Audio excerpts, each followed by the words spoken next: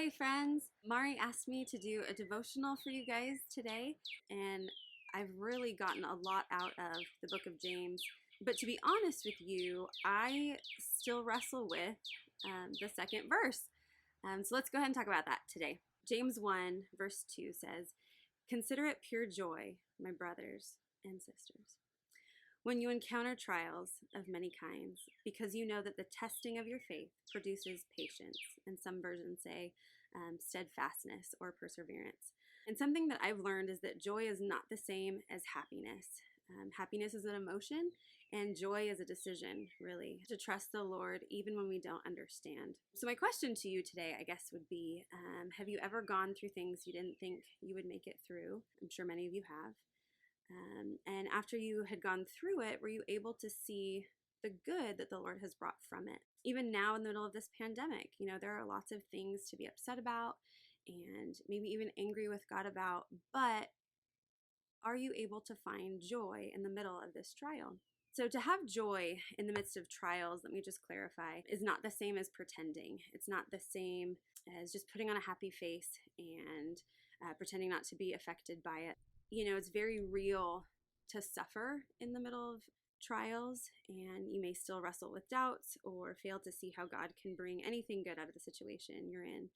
But if you choose to find joy in the midst of the pain, you're ultimately saying, God, I'm submitting to your plan instead of my own, and I realize that your ways are higher than my ways, and your ways are good because you are good. And when our faith is being tested and we approach each trial with joy, this produces endurance. And endurance produces unwavering spiritual maturity. Not because we're happy about what we're dealing with, but because we have hope in the one that holds our future. Paul goes on to tell us that if we walk in the ways of God, then we will experience joy. And there are several ways to do that. Randy talked about that in his sermon yesterday. So if you haven't watched it, go watch it after this. But today I just want to unpack joy for us because I was really wrestling with that. When we think of someone that's joyful, we typically think of someone that's happy. And so I guess I didn't realize that joy is a decision, that you can choose to not let your circumstances crush you or defeat you. You can choose to be thankful.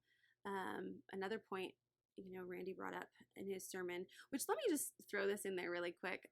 When I decided to talk about the beginning part of James, Mari said, well, that's funny because that's what your dad's sermon's on. So that was kind of a confirmation for me. I love that God kind of puts those little nuggets in our path. I call them golden nuggets. Sorry if that's weird. You can call them whatever you want.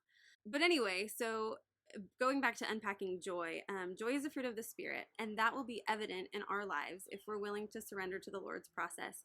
Life is not a destination. You're not going to have just arrived and your life is going to be perfect. Life is about a process, and sometimes the process is difficult and trying, and there's often things that we can learn in the midst of those trials.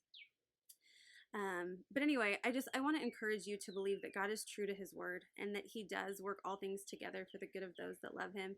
And no matter what we're facing or no matter what we have faced, that God will bring forth restoration. And I have a story to tell you about that in just a minute. But I wanted to just flip to 1 Peter really quick, verse 6. It says, "So be truly glad.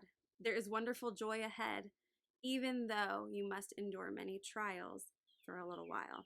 This I see as an opportunity for us to surrender again to the Lord and just trust in his sovereignty no matter what the circumstance is. Okay, so I will tell you, I'll give you a little, not insider information, but I'll give you a little snippet into something that I have seen the Lord do just in our lives recently. But I'll back it up a little bit. So I became a mom at a very young age. And I wasn't married, and I also happened to be the preacher's kid. So you can imagine just the struggles that our family faced during that time. My children's father and I had also suffered many hardships, eventually ended up in divorce. If you would have told me then that during that time God would use that story for the good of something in the future, I probably would have thought you were crazy. But looking back now, I can see the Lord's hand in every situation, goodness, good or bad. He has a tendency to turn our ashes into beauty. And now I'm married to a wonderful husband that loves my children as his own. and we have a child of our own together, and I get to be a bonus mom to his son. That's not to say that our life is perfect. We have faced many challenges and have faced lots of trials, some of which we didn't see any possible outcomes that were positive. But God has continued to be faithful, and He has continued to bring us back to His truth. So I'll tell you what God did that was really cool the other day. The children were coming home. Their father was coming to drop them off, business as usual. And this was different. He apologized for his part in just all the craziness over the years. And that led to a conversation about forgiveness. He and Dave were able to have a great conversation, which led to us inviting him in for dinner, which, to be honest, I thought might be a little awkward. But God was able to just bring restoration out of such a messy, ugly situation many years ago, and make it to where, my kids could have their father in their life, and, we could all get along to the best of our abilities. That's not saying that our life is going to be peachy keen from here on out, but I am grateful that I can see the Lord's hand in the little things. And I believe that those are the only things that God can make happen, because me and my fleshly, sinful nature would have said absolutely not. But the Lord has been working on me. I'm thankful He's not done yet. And evidently, it is through the trials that we grow. And so I want to say, yay, let's embrace them, and I will have joy. Sometimes that's hard.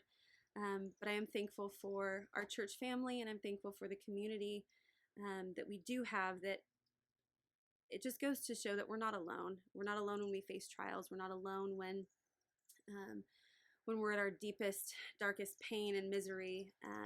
There's always somebody that has gone before us, one of which being Jesus. But there are people that the Lord will use in your life that have maybe gone through similar situations to help walk with you through some of those times. And so, anyway, I hope any of what I've said has maybe gone through or blessed you in some way. I just want to leave you with Hebrews 12:2, and it says that in all things, let us fix our eyes on Jesus, the author and perfecter of our faith, who for the joy set before Him endured the cross. I heard someone say recently that when Jesus was on the cross, I was on His mind. And so just sit with that for a moment, that when He was on the cross, when He endured all of that, you were on His mind, and that brought Him joy. And so in the middle of our trials, in the middle of our despair, and the things that we face that we are not prepared for or equipped for, we do have our Creator. We can turn our eyes on Jesus, because He has overcome the world. And through Him, we are overcomers. And I'm in awe at what the Lord is continuing to do. I'm thankful for you letting me talk your ear off. I'm thankful for this time, and just even in the middle of this pandemic, yes, there's craziness. It has presented challenges, but also I'm encouraged by James to find the joy in these times. I feel like the Lord is doing something really powerful during this season, and I know and I hope that you are just richly blessed. God bless you.